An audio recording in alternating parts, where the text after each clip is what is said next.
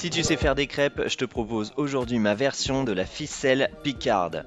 Des crêpes farcies avec une béchamel, du jambon et des champignons sautés. Allez, on y va. On commence par émincer 200 g de champignons de Paris. Super, des champignons de Bobo.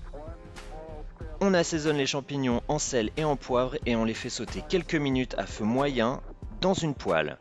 On n'ajoute pas de matière grasse, le fait de les griller sans matière grasse leur donnera beaucoup plus de goût. On mélange et on continue à faire sauter jusqu'à ce que l'eau de végétation soit complètement évaporée. À côté, on émince 2 tranches de jambon de Paris. Super, du jambon de Bobo. Et on hache les queues d'un bouquet de persil. Pas forcément de Paris. On réalise notre béchamel en faisant fondre 50 g de beurre dans une casserole sur feu moyen. On y ajoute 3 cuillères à soupe de farine. Ici j'ai choisi de la farine complète, mais n'importe quelle farine fait l'affaire. On baisse légèrement le feu et on mélange pour créer ce qu'on appelle un roux. Rien à voir avec le copain d'Harry Potter.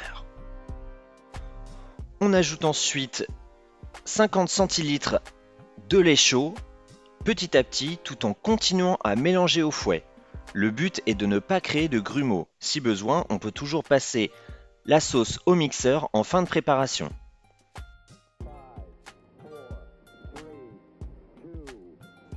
On assaisonne en sel et en noix de muscade râpée et on goûte pour ajuster l'assaisonnement. C'est une béchamel. On prend ensuite la moitié de notre béchamel à laquelle on va ajouter nos champignons sautés, le jambon émincé et le persil. On goûte une dernière fois pour ajuster l'assaisonnement. On façonne ensuite nos crêpes. On dépose notre crêpe sur une planche, on ajoute un petit peu de farce, on plie sur les côtés et on roule jusqu'en haut. Un peu comme un tacos.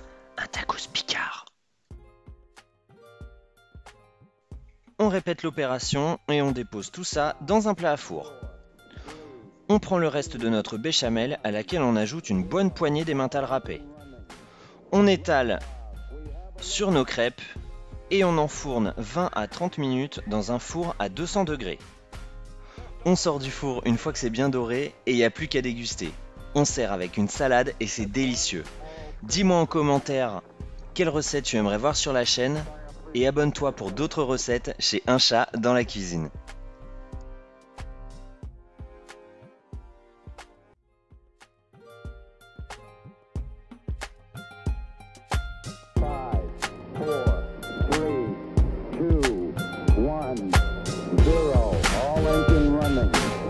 Lift off.